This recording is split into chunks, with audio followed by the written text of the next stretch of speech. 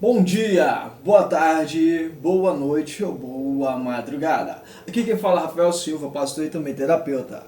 Nessa oportunidade de hoje quero conversar com você. É você mesmo. Você sabe o que é dependência química? Você sabe o que é codependência?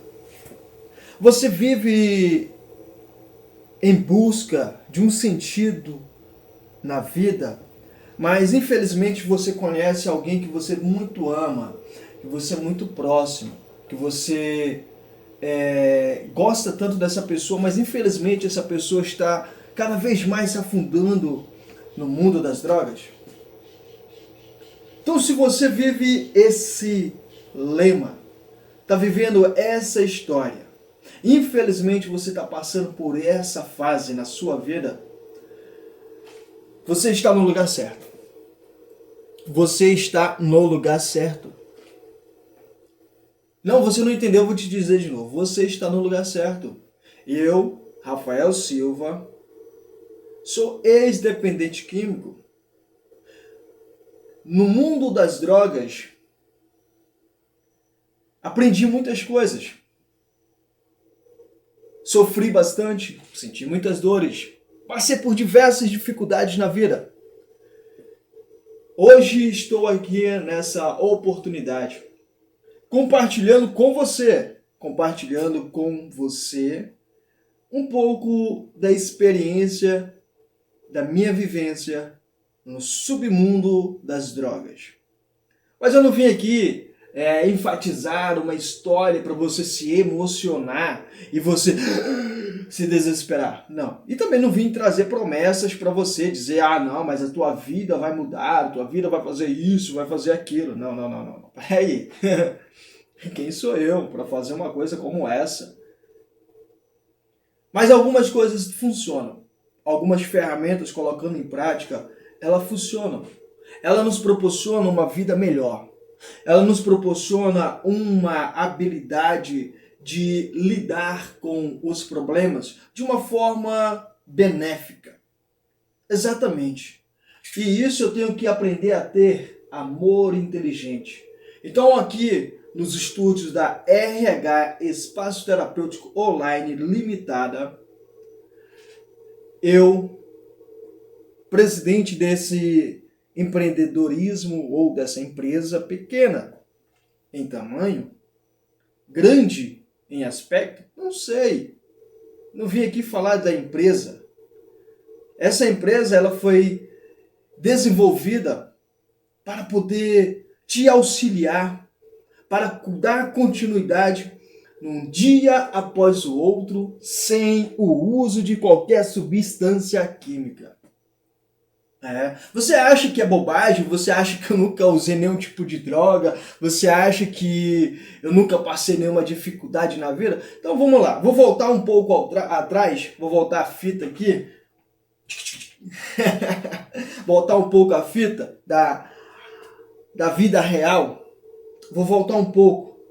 Quando eu estava no ensino fundamental, certo dia, estava eu lá na escola, eu era com meus amigos, nós éramos os nada. Nós éramos nada. Nada com nada.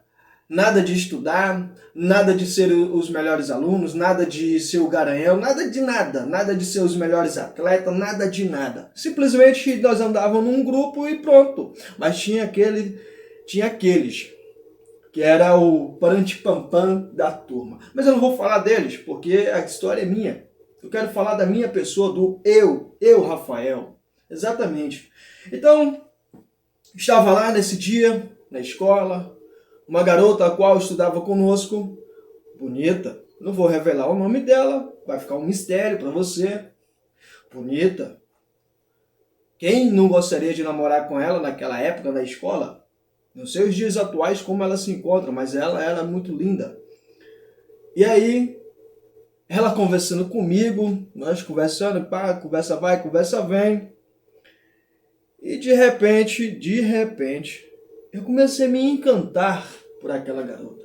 Eu comecei a paixão de adolescente por aquela garota me encantar, me apaixonar.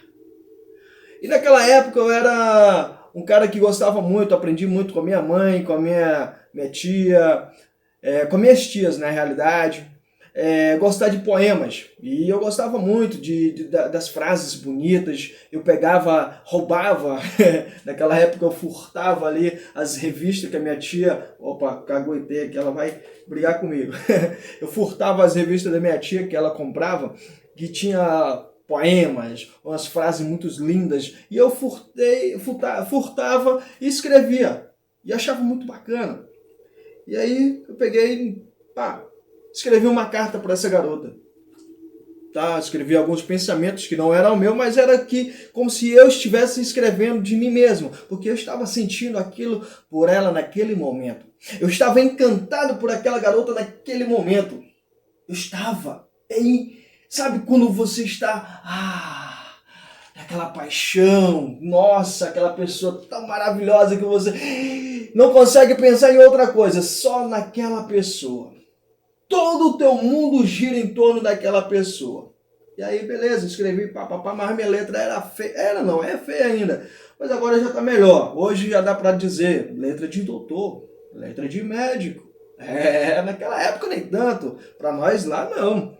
E aí eu escrevi para minha prima. Ela era como se fosse uma professora de português e também a intérprete das minhas letras.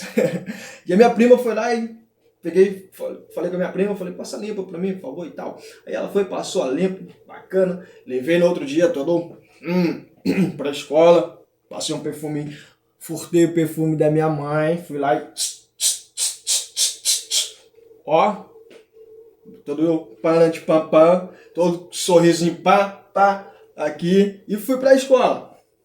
Cheguei na escola, aí eu fiquei com o coração, acelerou. Eu falei, nossa, Ayrton Senna tá aqui dentro do meu coração. Velocidade máxima. E eu peguei e levei a carta pra ela. Todo tremendo, todo com vergonha, todo tímido, mas me levei. Entreguei a carta.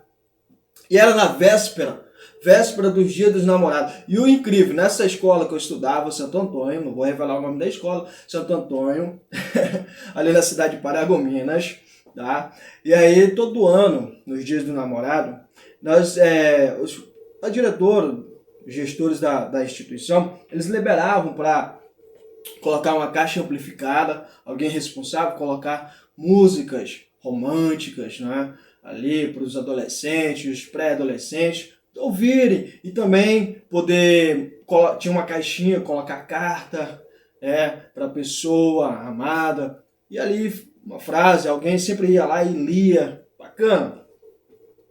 E tava chegando esse dia, e aí eu queria passar o dia do meu namorado sozinho, mais um ano, um adolescente ansioso, a flor da pele, não podia ficar sozinho, era assim que eu pensava.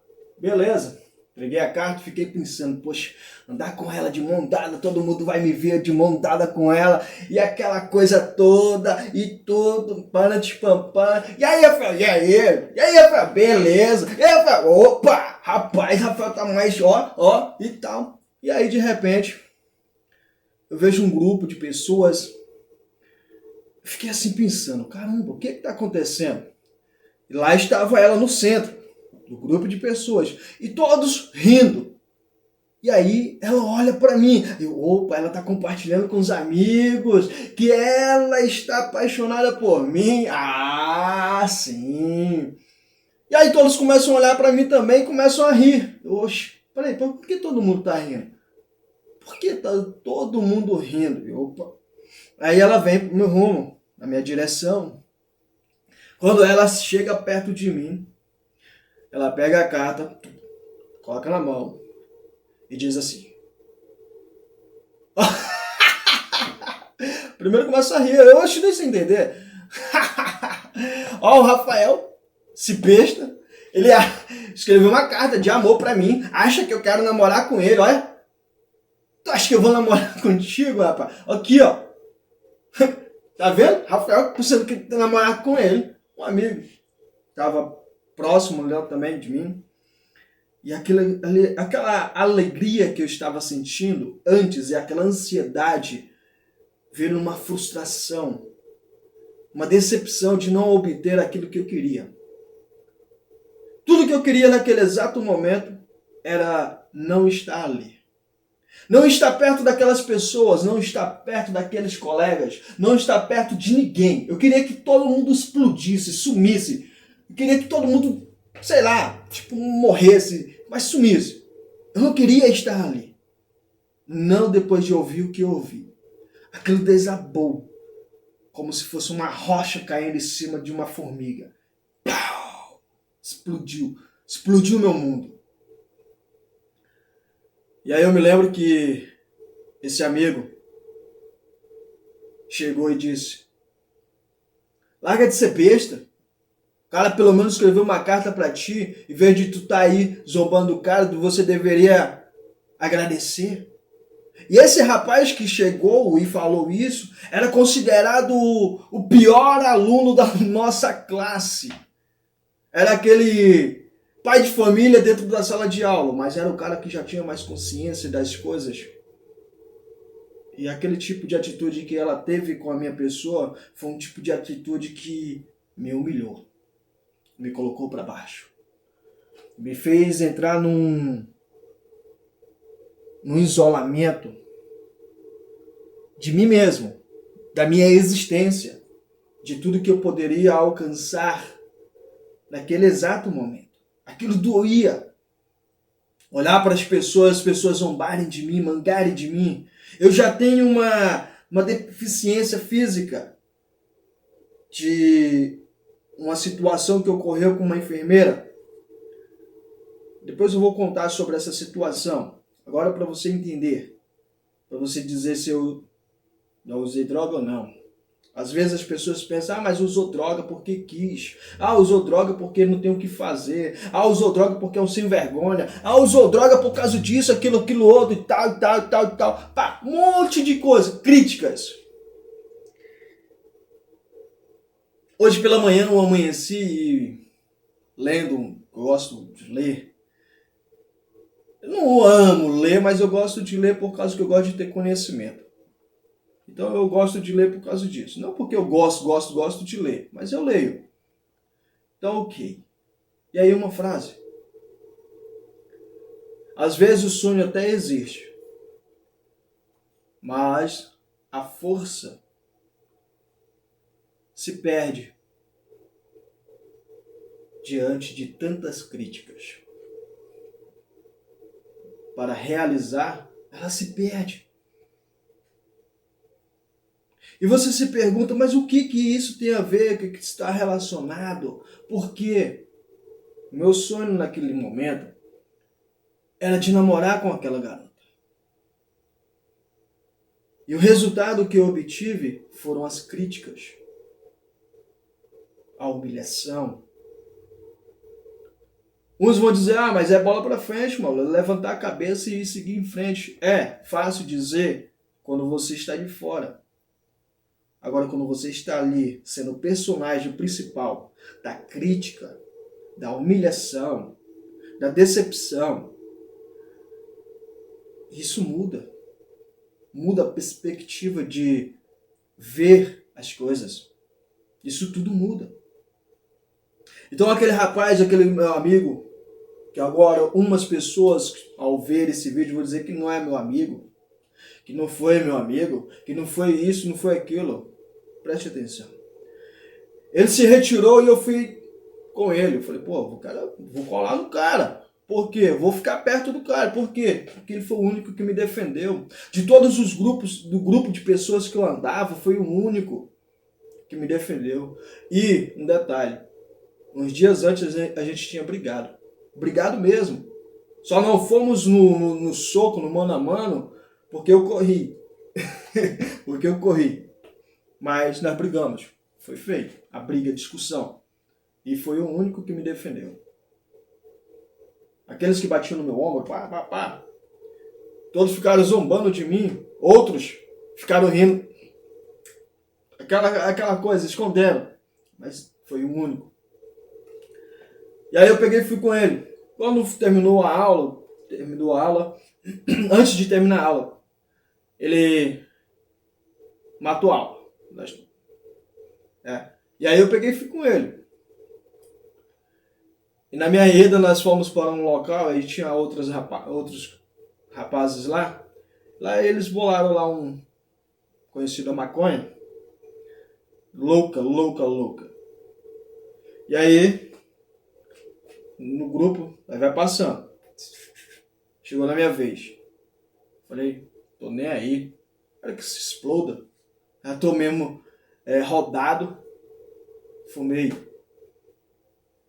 Essa foi a primeira vez que eu fumei a maconha. Primeira vez. Eu já tinha visto alguns tios meus fumando, já sabia que alguns tios meus fumavam, outros amigos e tal. E eu me esquivava, mas aquele dia eu não consegui me esquivar. Aquele dia eu me entreguei. E quando terminou eu fiquei muito, muito, muito chapado. Um outro adolescente que estava próximo, esse meu amigo, percebeu que eu estava chapado, falou, olha lá o teu pai lá. E eu, caraca, mano, falei um palavrão, cara, não deixa, eu preciso me esconder. E eu ia andando, parecia que eu estava na nuvem, chapado mesmo, doidão. Mas me fez esquecer aquele momento. Aí, dentro do ônibus, para retorno à casa, à minha casa, algumas pessoas perguntaram, por que teus olhos estão vermelhos? Eu olhei assim, não te interessa. Chapado mesmo. Não te interessa. Sentei lá e fiquei com o braço cruzado. E não me lembrei da situação ao qual eu tinha presenciado. O que isso tem a ver, Fábio? É muito fácil criticar alguém que está no uso compulsivo de qualquer substância química. É muito fácil olhar para uma pessoa que infelizmente entrou nesse submundo das drogas. É muito fácil bombardear com várias e várias críticas. Sabe o que é difícil? É sentar lado a lado, independente de qualquer situação, e você está lá, marcando tua presença, estando lá com aquela pessoa, mostrando a ela que ela não está só, que você está ali para ajudar ela a se reerguer, a se reconstruir, a se renovar. Volta um pouco, agora não na minha história, mas volta um pouco ao teu passado. Lembra das vezes que você tentou fazer algo e não deu certo? Quanto que você queria que alguém estivesse do seu lado? O quanto que você queria que alguém te estivesse simplesmente do seu lado? Que alguém estivesse com você. E infelizmente não tinha ninguém. Ninguém para dizer apenas o silêncio. Mas dizer o silêncio com você, estando ali. Na Bíblia, nós vamos encontrar um homem cujo conhecido pelo nome de Jó. Quantas e quantas pessoas eu já ouvi orando, dizendo assim, Senhor, dai-me a fé de Jó. Quantas e quantas foram as vezes que eu dobrei meu joelho e disse, Senhor, dai-me a fé de Jó. Passando o tempo, eu comecei a ler um pouco melhor a Bíblia e a entender um pouco melhor o que eu estava pedindo e entender melhor o que realmente era para me pedir. E quando eu parei diante daquela situação que ocorreu com Jó, ele perdeu 10 filhos. Eu não vou falar dos bens materiais, não me interessa os bens materiais. 10 filhos numa só noite. 10 filhos. E aí eu digo, Senhor, dai-me a fé de Jó.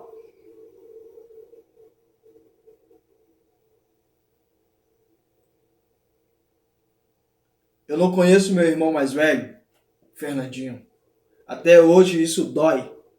Imagina perder 10 filhos numa só noite. Imagina perder 10 filhos numa só noite. Isso dói, isso machuca.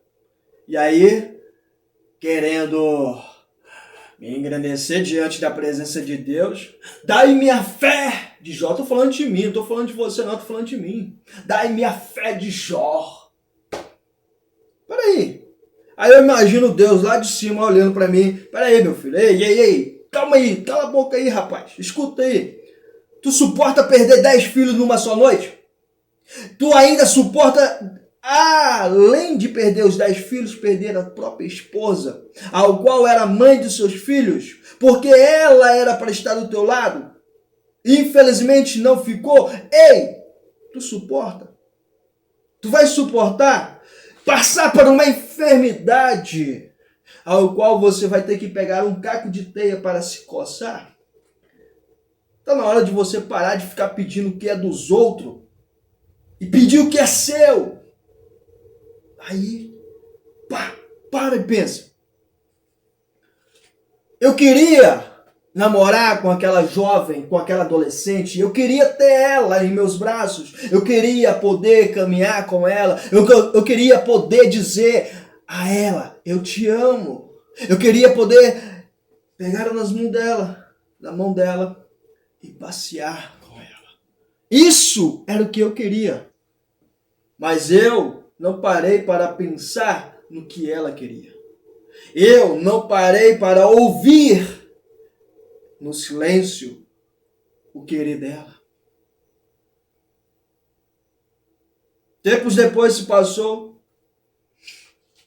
Não ri não, não vai rir. Meu pai ficou com ela. Ela não era aquela adolescente de 12 anos. Ela era aquela adolescente na nossa época, ela era mais velha do que eu na idade. Então meu pai ficou com ela, eu fiquei, poxa, peraí, que é isso? Perdi pro meu velho? Louco.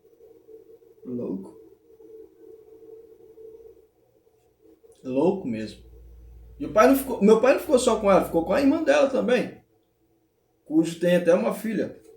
Ixi, caguetei. Mas aí,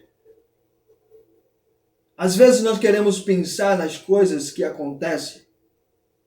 Falando do meu pai, olha só, presta atenção. Algumas pessoas vão dizer, um velho, papão e tal, não. Não vou considerar nessa parte não, porque ela já, naquela época, ela tinha o quê? 17, quase 18 anos. Ela é mais velha do que eu, acho que, não me lembro quantos anos, mas ela tinha essa faixa etária, tá? Então é o seguinte, e meu pai já era separado da minha mãe, não tinha nenhum compromisso com nenhuma outra mulher. Então, antes de que levante-se qualquer coisa, porque não sei o que, não. Aí não é comigo mais. Estou falando de uma situação de querer não é poder e poder não é ter. Então significa o seguinte,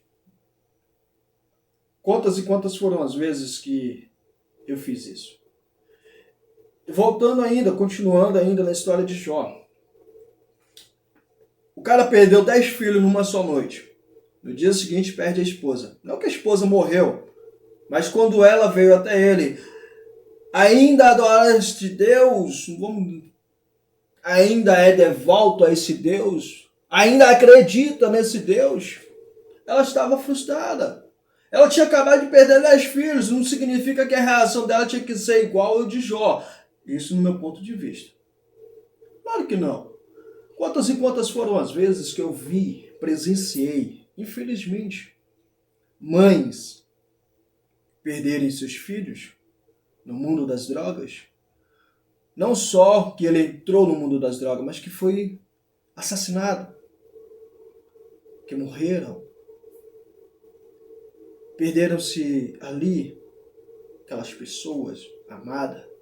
Quantas e quantas foram as vezes que eu vi uma mãe desesperada, angustiada, gritando, Deus, por quê? E nenhum retorno. E nenhum retorno. E nenhum retorno de Deus falar com ela assim, ei, foi escolha dele. Aí muita gente diz assim, foi escolha dele, ele escolheu o caminho. Não, peraí. Para com isso. Volta ao passado. Jó escolheu perder os 10 filhos. Jó escolheu perder os 10 filhos. Se nós fôssemos fazer uma análise psicológica, eu não vou nem colocar psicológica, eu vou colocar terapêutica, na parte da dependência química, do comportamento. Está Deus, a força maior. E vem o diabo, a força menor. E aí Deus pega e fala, ops, tem visto meu servo Jó? Homem fiel, íntegro, que não se desvia do meu caminho, ou seja, que se desvia do mal. Aí lá vem a força menor. Mas inveja. Mas também tem tudo. Se fosse nos dias de hoje, tem carro, tem mansão, tem muitos funcionários, é o dono da maior rede de internet do planeta. E aí? Tem o maior canal do YouTube, ganha bilhões por dia. Tu quer o quê? Como é que ele não vai te adorar? Como é que ele não vai te exaltar? Como é que ele não vai ser devoto a tu? Vai lá e toca nos bens dele e vê que ele ainda não se desviará do meu caminho. Era como se fosse uma competição entre a força maior e a força menor. E quem era o instrumento? Jó. Aí você faz a pergunta, mas peraí, então quer dizer que Deus estava brincando de Deus e o diabo brincando de diabo? Não estou dizendo isso, eu estou dizendo que tudo existe um porquê na vida. E às vezes a resposta não está na pergunta que fazemos, mas sim no que estamos vivendo. Quando eu entrei no mundo das drogas, a minha mãe sempre se perguntava, mas por quê? Hoje eu posso dizer a resposta. Porque lá dentro do mundo das drogas, eu aprendi muito. Diante da dor, diante do sofrimento, diante das frustrações. Hoje eu posso entender o motivo que leva um adolescente, depois de levar um fora numa escola, de uma garota linda, bonita, e ele vir e se drogar. Por quê? Porque eu passei por uma experiência semelhante. Personagens diferentes, histórias iguais. Aí você, não, mas isso não pode acontecer. É com você, com a sua vida, com a sua história. Você não pode colocar a tua vida, a tua história na vida de todos os seres humanos, porque nós não somos iguais. Quando o Senhor disse, façamos o homem a nossa imagem conforme a nossa semelhança, Ele não estava dizendo que você seria igual a mim. Ele não estava dizendo que eu seria igual a você. Não, Ele estava dizendo que nós temos a imagem do Criador. Nós temos a semelhança do Criador. Nós temos a grande possibilidade de morarmos com o Criador. Agora, como? Aí você vai dizer, está na Bíblia. E eu vou te dizer, não. Está no que você faz, com o que você aprende, com o que está na Bíblia. Exatamente. Parece louco, né? Mas não é. Veja bem. Está na Bíblia. Licença. Ai, tô ficando velho. Está na Bíblia. Está fechada. Qual o efeito que ela vai fazer? Nenhum. Agora, se eu pegar o que Jó fez com a sua vida, veja bem, enquanto Jó estava lá, perdeu seus bens materiais, perdeu seus filhos, perdeu sua esposa, sofreu uma enfermidade, e aí vem seus 3 amigos. Primeira coisa que os seus amigos fazem, sentar do lado de Jó em silêncio, 3 dias, 3 dias. Eu preciso de 3 dias. na presença de meus amigos, em silêncio. Silêncio. Ninguém falou nada. Ninguém falou nada. Imagina você passar um dia do lado de quem está sofrendo e não dizer nada. Você consegue?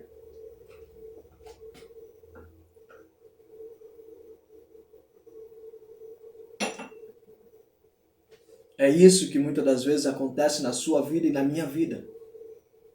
Deus, ele proporciona o silêncio, mas não porque ele seja arrogante, ignorante, porque ele esteja brincando de Deus e o diabo brincando de diabo. Não. É porque às vezes a tua escolha tem que fluir de você. A decisão da mudança na sua vida, ela tem que fluir de você. Porque quando Jó começou a falar com seus amigos, quando ele começou a reclamar da situação, disse Jó: maldito o dia que saí do ventre da minha mãe. Ou seja, ele amaldiçoou o seu nascimento. Isso é benéfico? Quantas e quantas vezes você pensou em desistir? Quantas e quantas foram as vezes que você pensou em parar, em morrer, que você não deveria nem ter nascido, que você não deveria nem ter existido? Enquanto Jó estava nessa linhagem de pensamento, tudo de pior continuava acontecendo. Mas quando Jó começou a mudar a linhagem de pensamento dele, veja bem, quando Jó começou a mudar a linhagem de pensamento dele, ele disse: Senhor, o que eu posso fazer por ti? Você já fez essa pergunta? Ou você só dobra o joelho? Senhor, eu quero um dia abençoado. Senhor, eu quero isso. Senhor, eu quero aquilo. Senhor, me abençoe. Senhor, eu estou passando por dificuldade. Senhor, amanhã eu não tenho o que comer. Senhor, eu estou passando por isso, aquilo, outro. Senhor. Tanto Senhor com pedidos e exigências. Olha, quase não sai.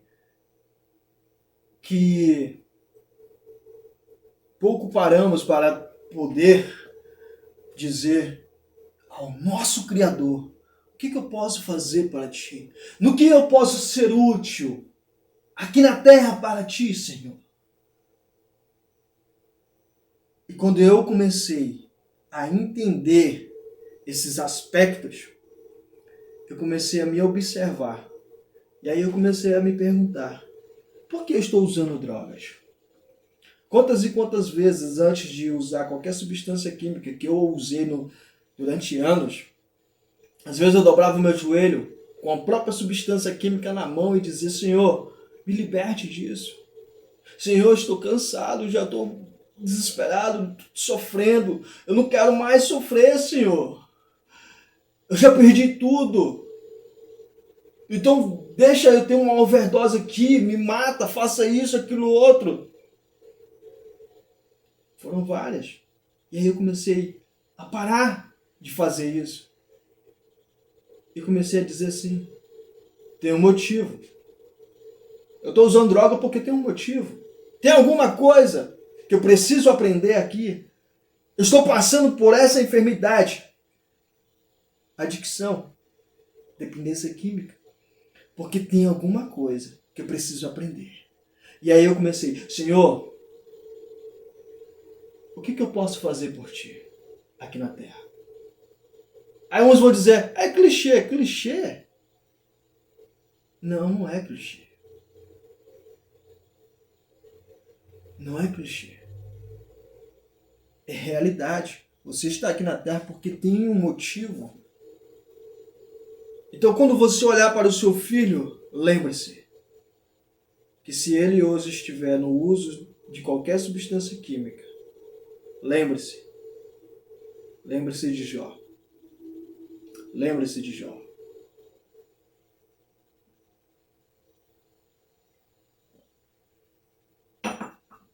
Passa batido por muitas pessoas que os filhos de Jó se reuniam um na casa do outro, todos para se embriagar. Passa batido por muitas pessoas, que aquelas pessoas, os filhos de Jó, se reuniam, os 7 filhos homens, e as 3 filhas mulheres. Se reuniam na casa dos homens, se embriagavam. E Jó clamava ao Senhor. Jó dizia: em sacrifício, talvez os meus filhos pecaram contra ti, fizeram coisas desagradáveis, fizeram coisas que te entristecem. E muitas das vezes, papai, mamãe, vovó, tio, quem seja, amor, esposa, esposo, seja quem for, que quando percebe que alguém entrou no mundo das drogas, entra em desespero e começa a culpar as pessoas, começa a culpar as amizades, começa a culpar a própria pessoa que é usuário da substância química. A culpa é tua por usar a substância química. Veja só um detalhe, presta atenção. Muitos, muitos pais são fumantes do cigarro lícito. Acende o cigarro na frente da criança. Muitos pais pedem para a criança ir buscar um cigarro para ele. Muitos pais fazem isso. Pega meu cigarro que está em cima da geladeira lá. Ó. Isso. Vai acender esse cigarro para mim lá. Pega aquela cerveja que está lá na geladeira para mim. E assim vai indo. E a criança vai aprendendo a ter uma visão no mundo das substâncias químicas. E aí, quando cresce, entra em outra substância química, outro tipo de substância química. Porque tudo é evolução. Se meu pai, na época dele, era a radiola, o Walkman, na minha época já era mais o Discman. E aí foi evoluindo. A geração agora tá aí, Spotify, celular, no smartphone. Você dá uma volta. Eu me lembro que quando eu comprei meu MP4, quando eu consegui comprar de terceira ou quarta, quinta mão, que já tinham passado por várias pessoas, chegou até a minha pessoa. O celular já estava com a capacidade com 1000 músicas. Steve Jobs. Um feito marcante na evolução. Aí você fala, o que isso tem a ver? Evolução. Hoje nós vemos o cigarro eletrônico. Quem diria, na minha época, enxergar um aparelho que você conecta ali na energia e depois você pega e fumaça.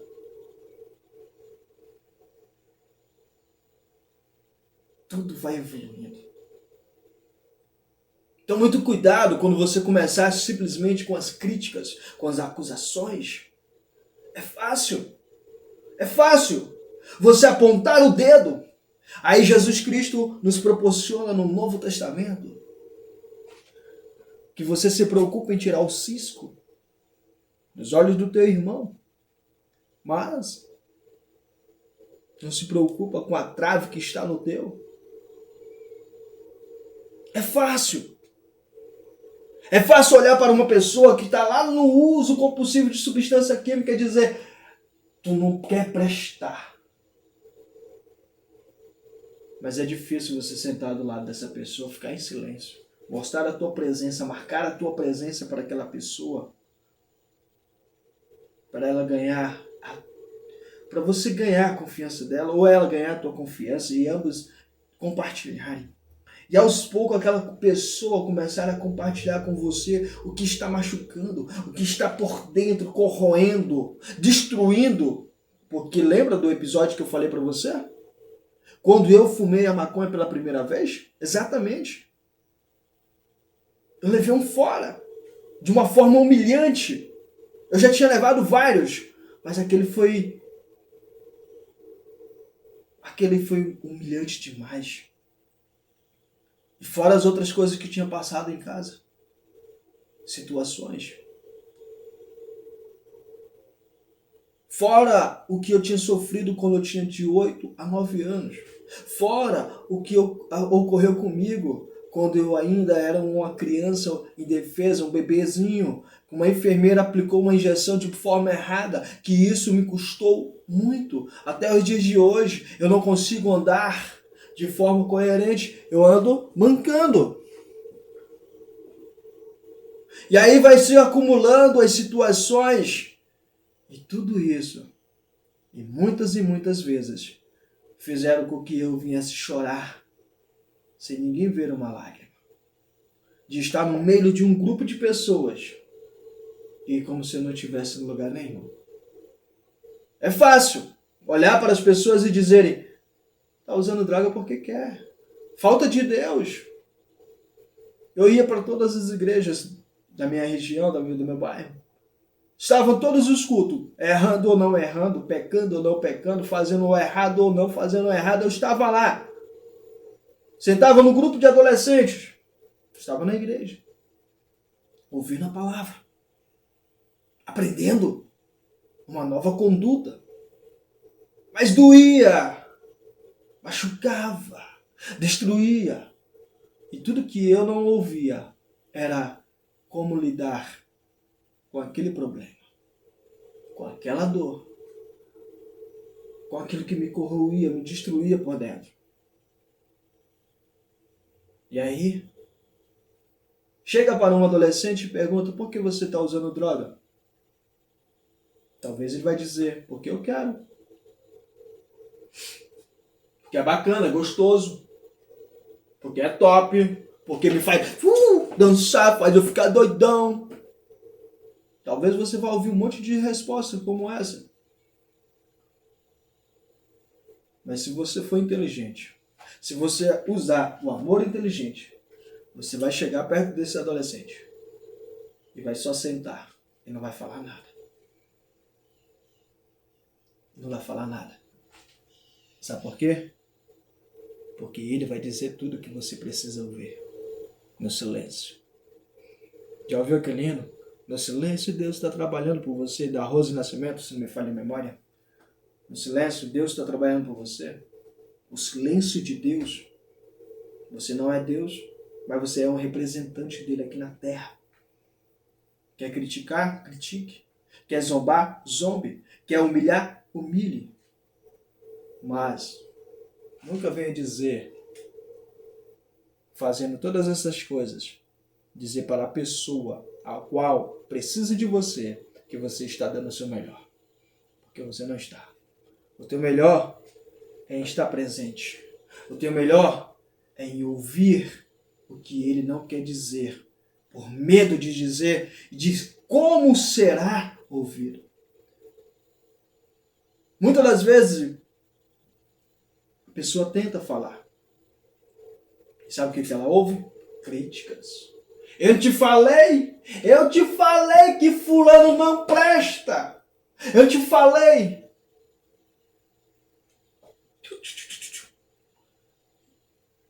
Tu acha que Jesus Cristo não sabia que aquela mulher que estava no ato do adultério, tu acha que Jesus Cristo não sabia que aquela mulher que estava adulterando, que aquele homem cujo estava com ela iria abandoná-la?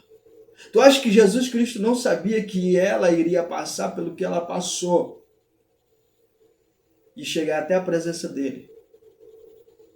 Mas seja inteligente ou sábio, mas seja inteligente.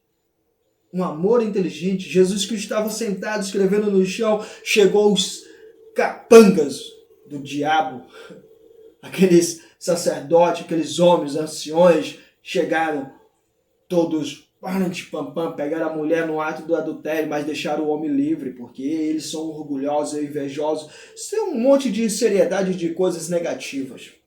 Pegaram aquela mulher e levaram até a presença de Jesus Cristo, de uma forma rude, arrogante, querendo destruir o caráter de Jesus Cristo. Aquela mulher chegou frustrada, decepcionada consigo mesma, triste, talvez até com raiva de si própria. Imagina o pensamento daquela mulher.